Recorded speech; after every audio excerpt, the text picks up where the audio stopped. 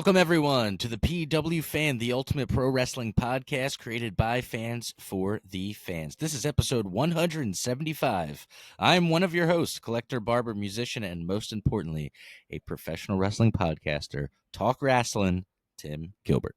And I'm your host, the architect of pro wrestling podcast, Booker Andy.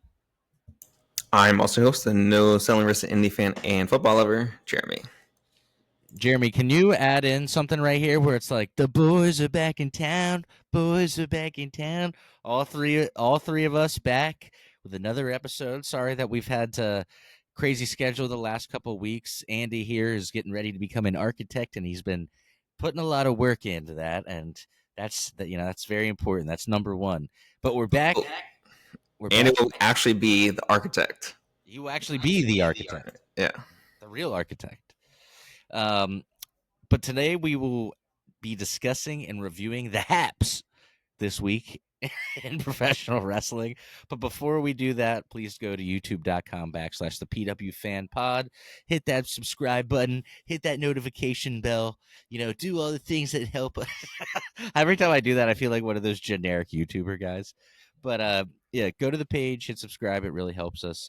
All other social media, which is mainly Instagram and TikTok, just look up at the PW Fan. And for t-shirts, prowrestlingtees.com/the PW Fan. All right, Andy, we got a good episode coming up. We got some things to go over. We got shows, Dark Side, a couple things to touch on. So I'm going to pass it over to you. Get us started.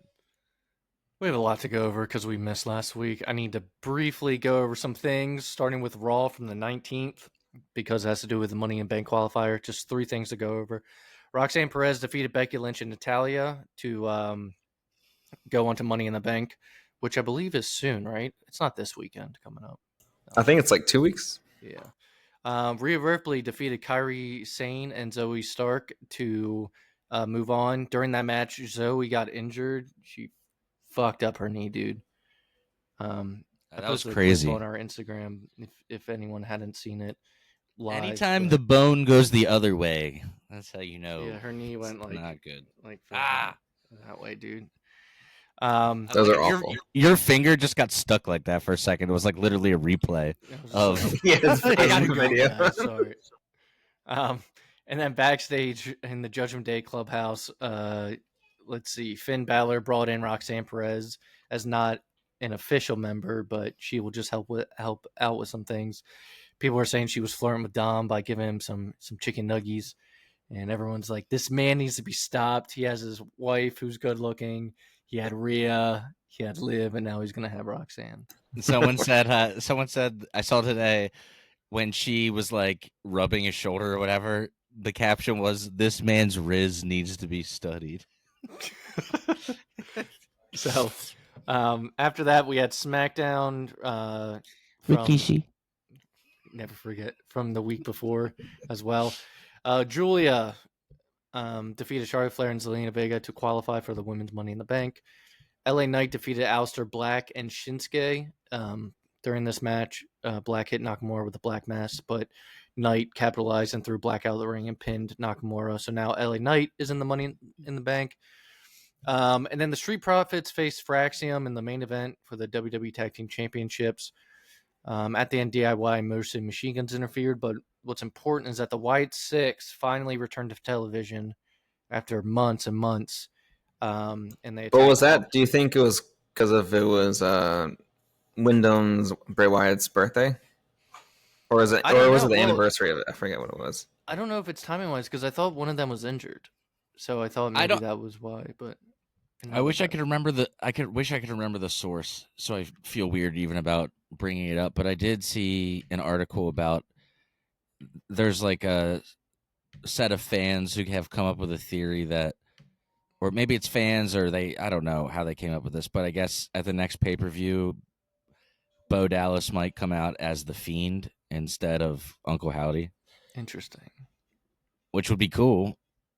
I would be into it. Mm-hmm. If anybody's allowed to do it, it would be him. Only him. Literally. I mean, there was a video going around. Bray Wyatt's son at his birthday party.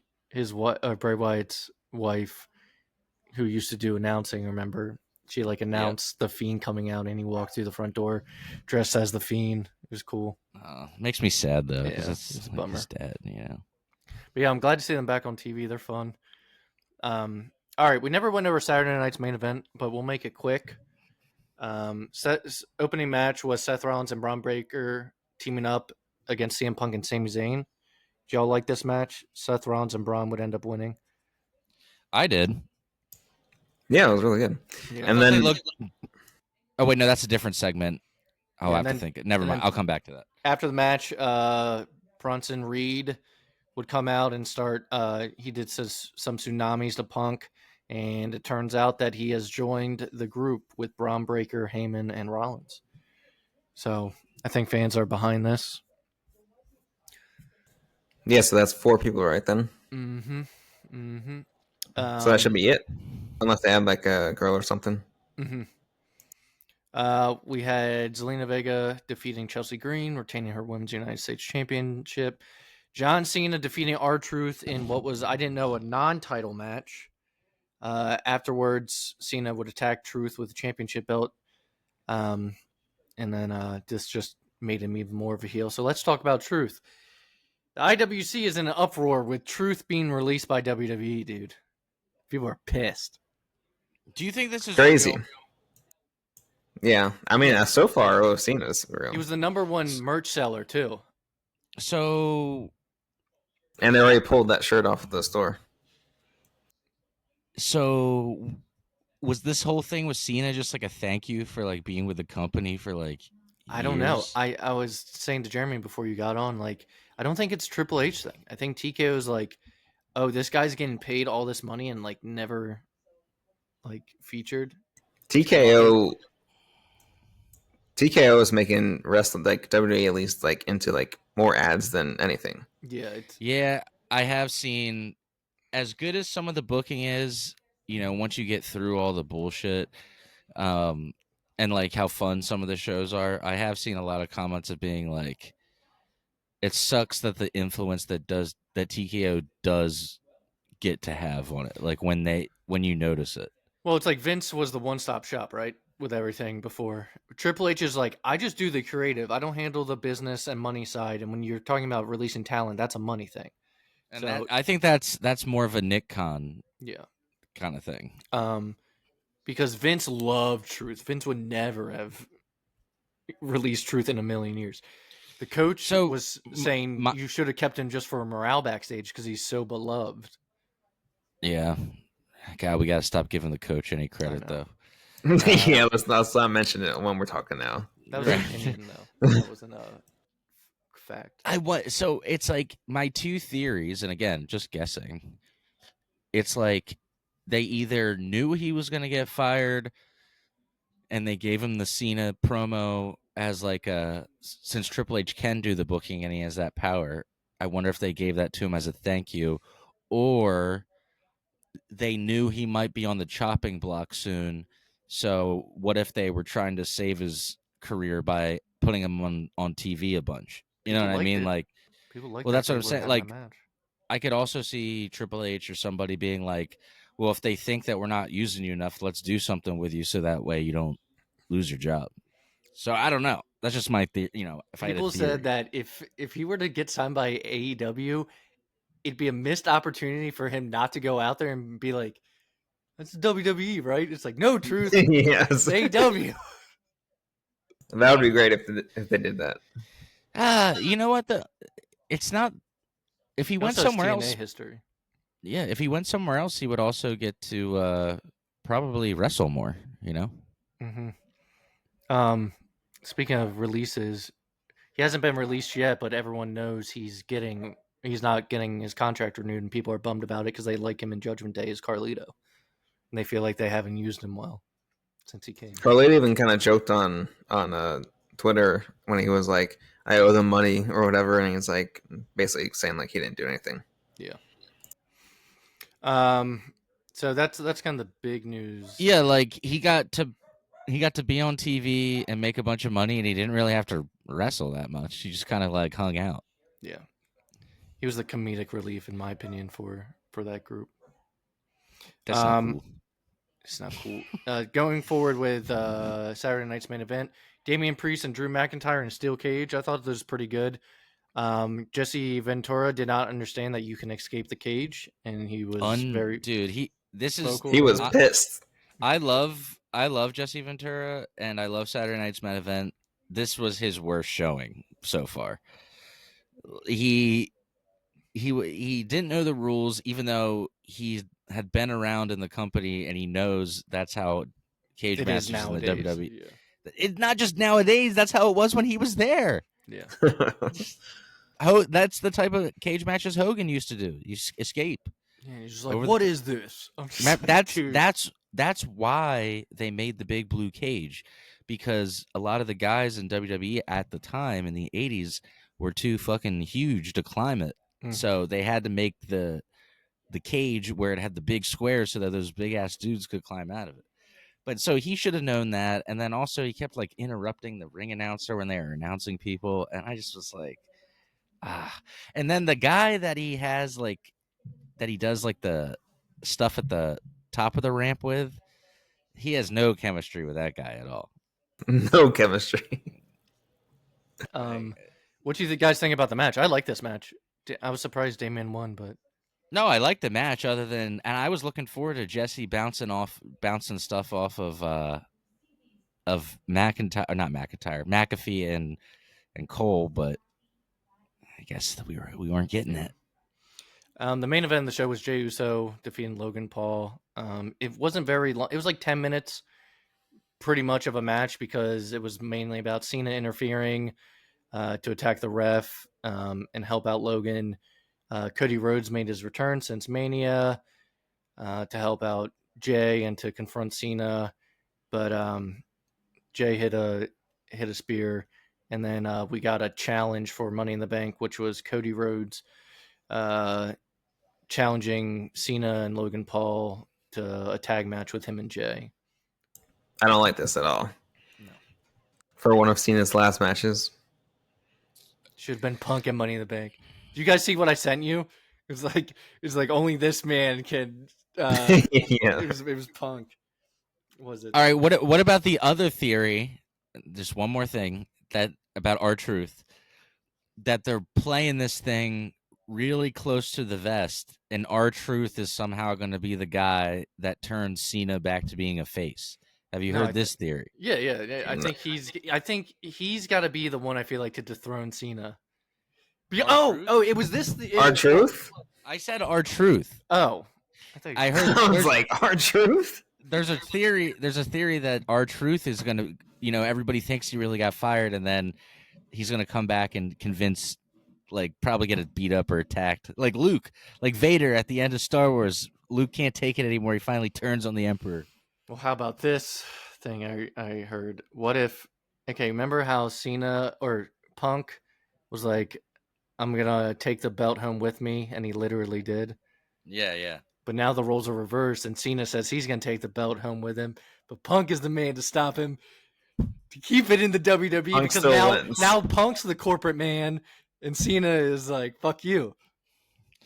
Yeah. We haven't covered. No, we'll get there. When Punk came out and attacked. No. Yeah. Okay. Gotcha. All right. So let's get to Double or Nothing very quickly, because lots of matches on it. Jamie Hayter versus Mercedes Moné, Women's Own Heart final. Winner faces Toni Storm at All In. Winner was Mercedes Moné. So now we have that program. FTR versus Daniel Garcia and Nigel McGuinness. Winners were FTR. We had Ricochet versus Mark Briscoe in a stretcher match. Winner was Ricochet. Anytime you guys want me to stop, if you want to talk about it, just feel free. But we have a long show, so. Dustin Rhodes and Sammy Guevara versus the Hurt Syndicate for the AEW Tag Team Championships. Winners were the Hurt Syndicate. This was actually a solid wrestling match. Just Shelton Benjamin's so good still to this day. We had ain't no stopping me. Yeah. We had Okada versus Speedball Mike Bailey for the Continental Championship. Winner was Okada. Toni Storm defeated Mina Shirakawa to retain her AEW Women's Championship. All right, Anarchy in the arena. I know you all like the bodies hit the floor, but like that part was sick. That was a great part. They played like two other songs over and over before that. All right, well, I didn't like the match, obviously. Yeah, the match is But always terrible. But I the don't know. part, Like I don't know if it's grown on me, but I kind of liked it a little bit this time. I liked when Because of the Kenny. song. Don't let I it like fool when you. Kenny did the play that shit, and everybody started jumping up and down. Swerve did a That was backflip cool. over the Yeah, that was top. Dressed as Stupid. Predator. I think if they do more like that in the match, then it might be better. I don't know. Have like things timed with the music when it changes. Well, Swerve's team won. It was Kenny Omega, Swerve, Samoa Joe, Powerhouse Hobbs, Shibata, and Willow Nightingale. The cooldown match before the main event was Paragon versus Don Callis family. Kyle Fletcher, Takeshita, and Josh Alexander. Don Callis family won. And then the main event was Will Ospreay versus Hangman Adam Page in a very long match. Men's Owen Hart final. Winner goes on to face Moxley at All In. This might be one of the best matches I've seen in AEW. Great match. Wish there was more story going into it, though. It was fucking fantastic. I couldn't predict who was gonna win. Made me like Hangman more, which is hard. I know it's growing. He's growing on me. He's back to his old character, kind of like he's liked by the fans again. Yeah, but I also don't have to like choose between him and Punk anymore because it's not even. Yeah, it's not. They're like not even on the same show, company. Like, well, it feels like now though, like he is the man to dethrone Moxley and redeem. It makes sense. And save the company. Moxley is the worst. Dude, save us. That's Hangman. been one of the I never worst. thought I'd say it. Save us, Hangman. I know that's been like one of the worst like things ever this year for wrestling. Fucking awful. Which sucks because I remember there was a point where first of all I did like Dean Ambrose, and then I liked when Mox like did this vignette of breaking out of prison, and then he debuted in AEW, and then I even liked like his first kind of like run. You know what's funny is I started not liking him when everybody else started liking him, which is when he did the Wild Thing music. Like when he started doing that, I was like, eh. And then that played in Anarchy in the Arena. Wow. Yeah, that was over and over again. Yeah. I fucking hate Moxley. Well, hopefully Hangman, because how they built the story now is like Hangman actually, like Swerve couldn't do it. Whoever, like I forgot the people before then, but he was like, now he can be the one. Well, before this I was like, oh, if Ospreay wins, yeah, Ospreay has to be the guy. The way they've been pushing him, but Hangman now, I'm like, it feels like redemption after all the Punk stuff, and he's like back kind of in good graces, even with like casual fans like me. I feel. What'd you think of the Bucks outfits? The founding fathers. That was horrible. Yeah, it was bad. Well, when how do you guys feel? Okay, how do you guys feel about people like cosplaying, like Kenny as like Captain America or Swerve as Predator? So on that show LFG, like they talked about like costumes, and they talked about like one girl was like, "Oh, I like to cosplay and stuff," and it's like, all right, well, is it you that's coming out, or are you the character that you're portraying? And I'm like, I think if you do it like how like a lot of people did, like Swerve did it, the Predator. It was just like a part of the gear, but it doesn't like change him or anything like that. I think Finn is a great example of that when he would wear.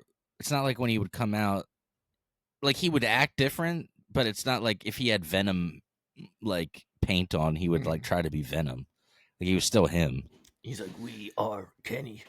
Like he's not doing that fucking shit. Well, Kenny definitely likes comics. Like, that makes sense. I'm sure Swerve does too. He has the dreads. He did the Predator thing. Predator. Okay. Moving forward, Dynamite from this actual week. This is coming off of Double or Nothing. Opening segment, Hangman Adam Page addressed the crowd after winning. Talked about the match. He relinquished the Owen Cup, which is the title, saying that his focus is now on reclaiming the AEW title. Swerve would come out, doubting Hangman's intentions.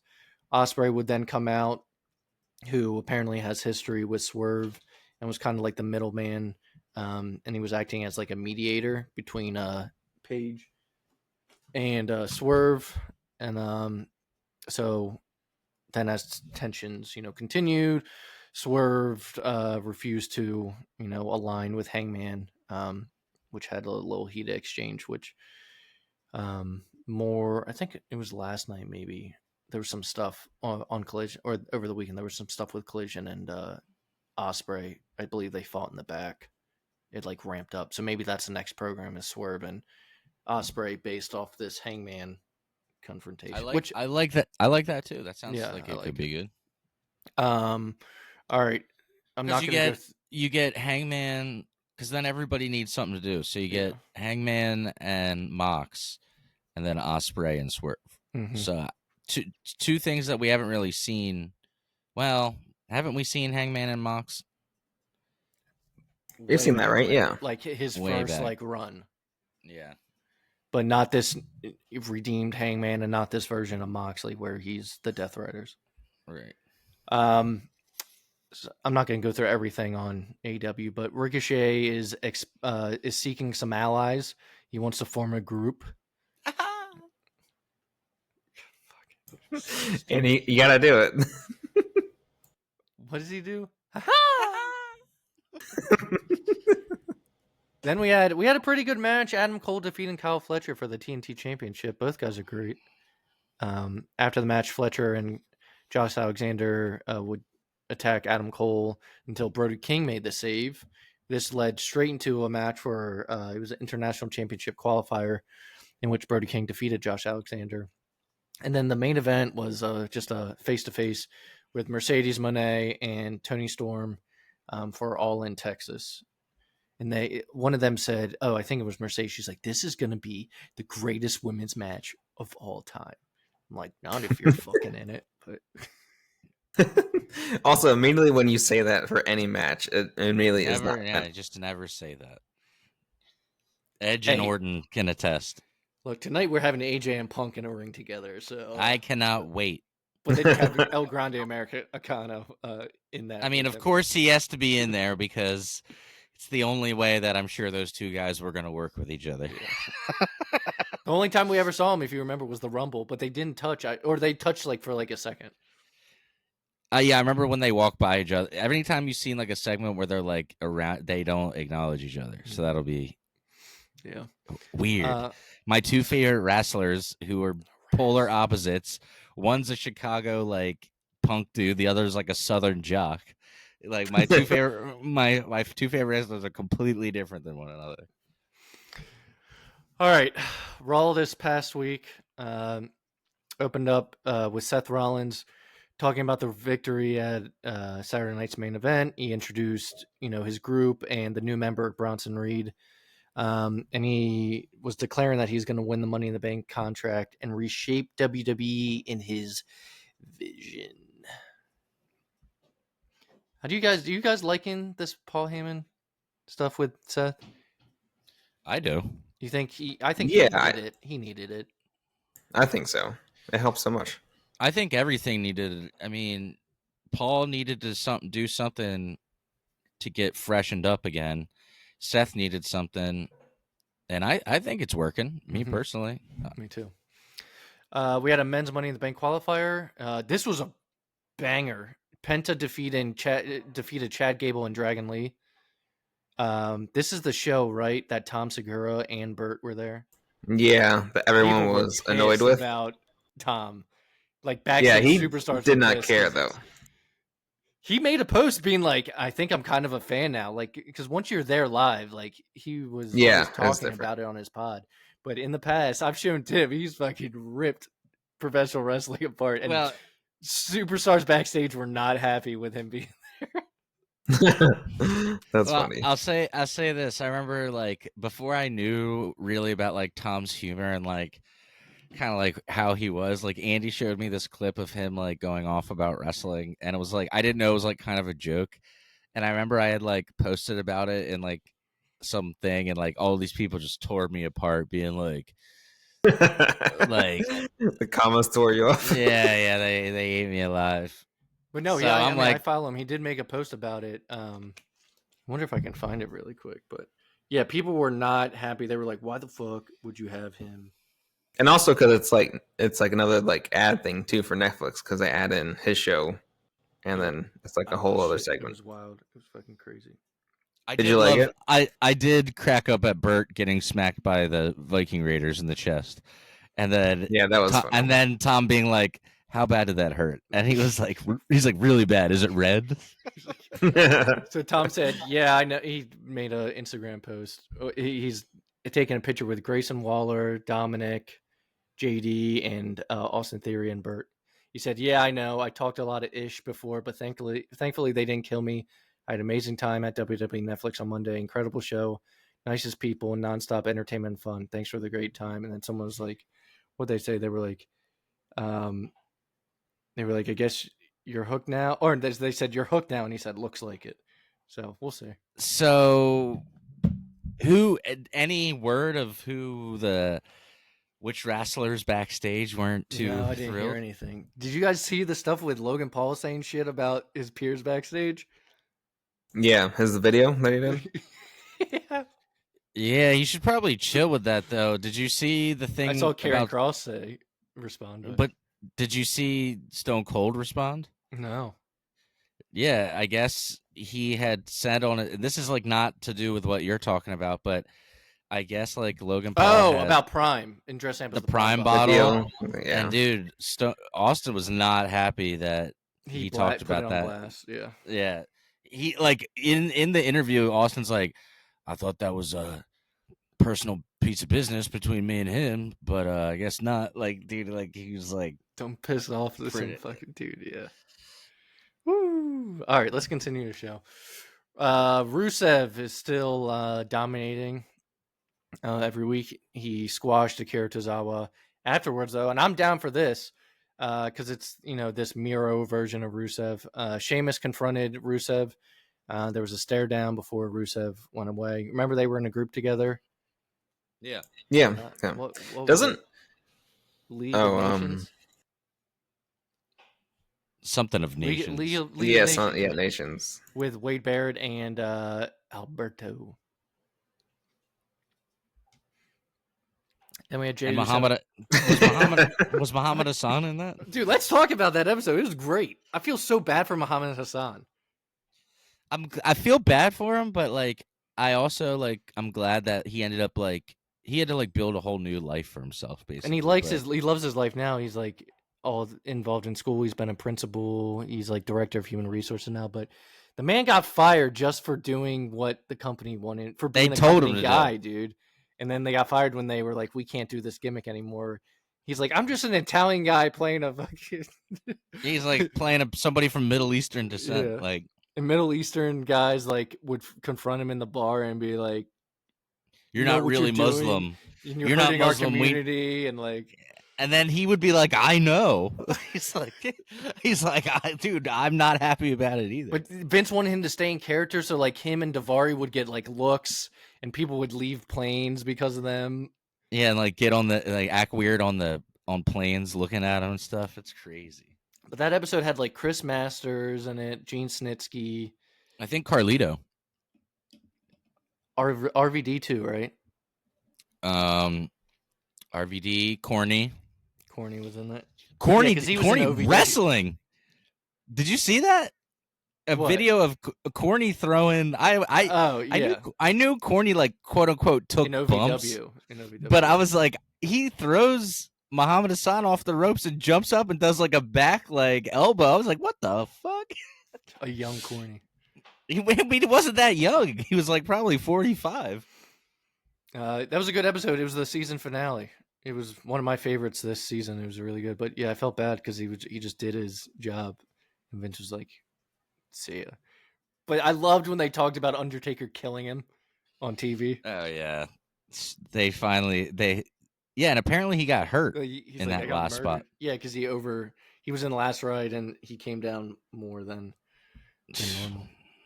It was a good episode. If Yeah. anybody hasn't, only thing that if you watch on YouTube, the only one that's not out is the Billy Jack Haynes episode. Which is weird because that was a couple ago. Have you seen it?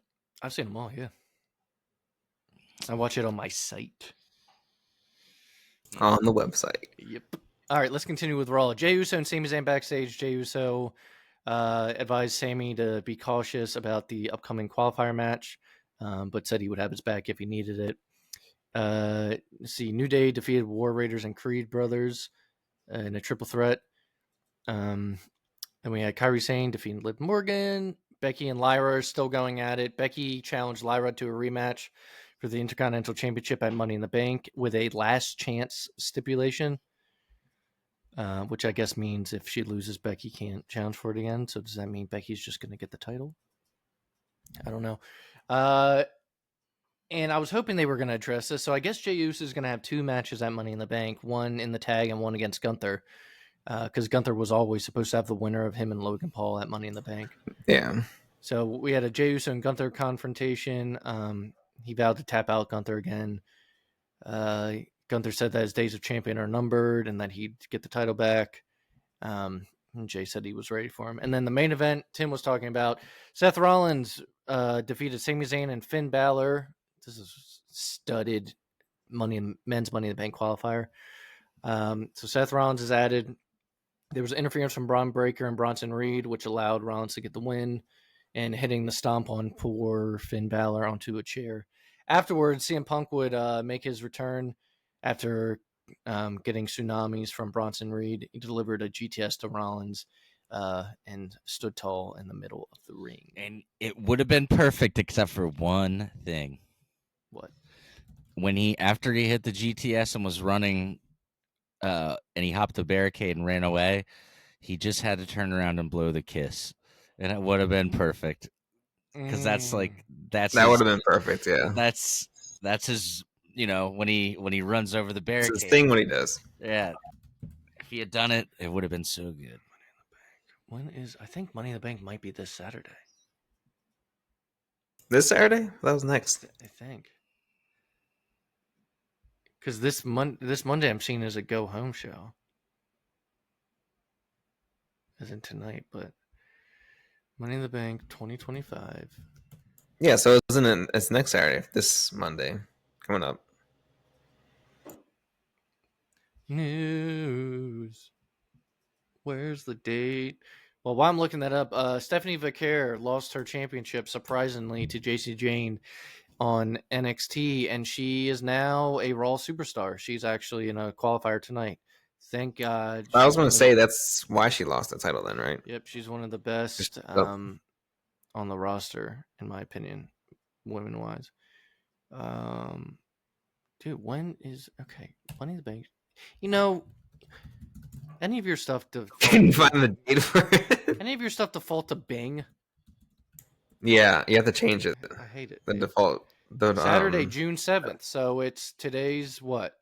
Monday. It's this Saturday. Yeah, because it's this Saturday. I still use Google Chrome. So then that means I use Google Chrome. Andy uses Firefox. Andy, why do you use No, I use Firefox out of all of them. I'm using Microsoft Edge. Dude, you remember when Microsoft Edge? Remember when Firefox was cutting edge? That was you wanted that. Yeah, it had cool features for a browser. Okay. All right, let's get into SmackDown, and then we'll do quick predictions for Money in the Bank. SmackDown, they were in Bianca Belair's hometown of Knoxville, Tennessee. Naomi would interrupt, and Jade Cargill will come out and lead to a brawl between her and Naomi. Right after that, it led into Naomi defeating Jade Cargill and Nia Jax in a women's Money in the Bank qualifier. I think Naomi's going to win, but we'll see. I think she's going to win. I kind of want her to. She has a good push. Then we had R-Truth's final match, JC Mateo defeating R-Truth. I want to say it was quickly, but it was actually kind of average. It wasn't a complete squash. But this was after the backstage encounter with the Bloodline. I wish that wasn't his last match. Yeah. We had Los Garza defeating Rey Fenix and Javon Evans. Javon Evans is from NXT. Let's see. Zelina Vega defeated Alba Fire, continuing this feud with Chelsea Green, who wants her title back. I believe at Saturday night's main event, she broke her nose with a terrible 619 from Zelina Vega. Do you see it? Yeah, that was pretty bad. She tried, and then she didn't get it, so she just swung her legs, and it just Yeah, it was like right in her busted face. her nose open, and she was bleeding instantly. Yeah, they had to stop the match, right, and everything. I think for a little bit. Damian Priest addressed the fans, talked about his feud with Drew, but then he declared his intentions to go after Jacob Fatu and his U.S. title. Fatu. Speaking of Jacob Fatu, Andrade defeated Jacob Fatu and Carmelo Hayes in the men's Money in the Bank qualifier. How many matches has Carmelo Hayes and Andrade have had together now? Like I know it was a triple threat, This but is like 8 or 9 because they did best out of 7. That's crazy. It's only been like 2 months. Yeah. The Wyatt Six would decimate the tag teams, like all the tag teams that basically are on TV right now. Street Profits, Motor City Machine Guns, Fraxum, and DIY. Uncle Howdy delivered Sister Abigail to Nathan Fraser, and Wyatt Six are back on top. Main event was a confrontation of Cody Rhodes, did a promo, then John Cena would come out. Cody Rhodes, then Jey Uso, then John Cena, and then John Cena would bring out Logan Paul. John Cena talked about that no one is more capable of being champion than Logan Paul, basically. But also, what's the point of having this match, really? Because there's no titles on the line. Nothing will really change, I feel like. I don't know. And also, it's like Cody and Cena again. Yeah. So, yeah, I thought Cena was going to be doing other feuds throughout the year, I figured Cody should, wait to come back till, next year. But yeah, at least somewhat of a break. But in the end, there was a brawl. Cody Rhodes and Jey Uso got the best of Cena and Logan Paul. I want to do quick from what we know of Money in the Bank. I'm sure I think there's one more to be decided you guys tonight. Back there rubbing his peacemaker. Oh my god! Okay. Lyra Valkyria. The list and everything. Lyra Valkyria versus glad Becky you called Lynch. that. Lyra versus Becky. I'm going with Becky. Becky. Yeah, I'll go with Becky as well. Cody Rhodes and Jey versus John Cena, Logan Paul. John Cena, Logan Paul. Yeah, those two. I hate that. All right. Women's Money in the Bank. Alexa Bliss. But you didn't pick. Oh, I'm going Cody Rhodes, Jey Uso. But well, okay. Well, then yeah, you definitely should have said so. Yeah. Sorry. It's different than me and Jeremy's. Women's Money in the Bank is now done based off of tonight, from what I see. So spoiler, but Alexa Bliss versus Roxanne Perez, Rhea Ripley. Sorry. Rhea Ripley, Julia, Naomi. Easy. Naomi and Stephanie Vaquer. I'm going that Naomi. That match was so bad it gave Andy indigestion. Yes. This match is fucking stacked. Are you kidding me? I'm just kidding. Alexa Bliss, Roxanne, Rhea, Julia, Naomi, and Stephanie Vaquer. I'm going Naomi though. I'm going Stephanie. I think Stephanie. Okay. Me and Jeremy. I want Stephanie to win. I just don't think she's gonna. It's okay to be wrong. All right. Now we have the men's Money in the Bank. It's Solo, LA Knight, Penta, Seth Rollins, Andrade, and then the winner of AJ Chat or El Grande Americano and Punk.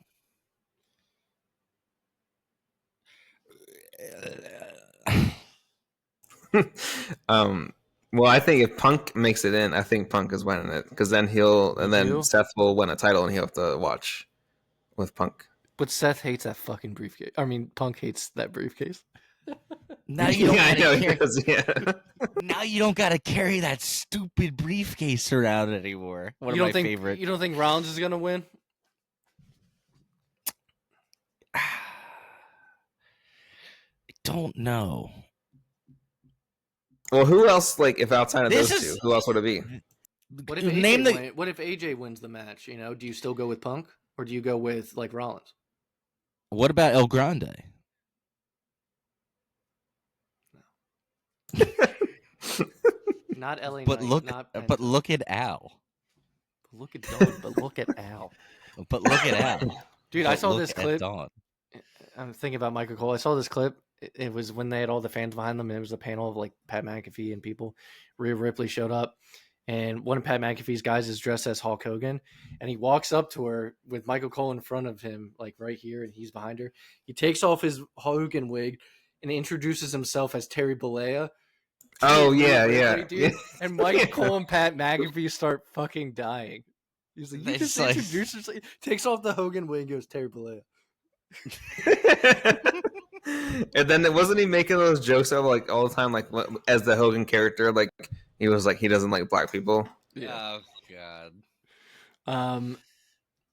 I'm going Seth. So I you know what, dude? I don't know. I've never done this. I'm going. I don't know. Okay. All right. Well, hang on. I guess I have to pick. I'm going to say my main answer is I don't know, but I guess Seth. Okay. Even if AJ, Punk, or El Grande get in. Well, it can't be Seth if he loses tonight. No, Seth is already in. AJ, Punk, or El Grande have the match tonight. Sorry, AJ.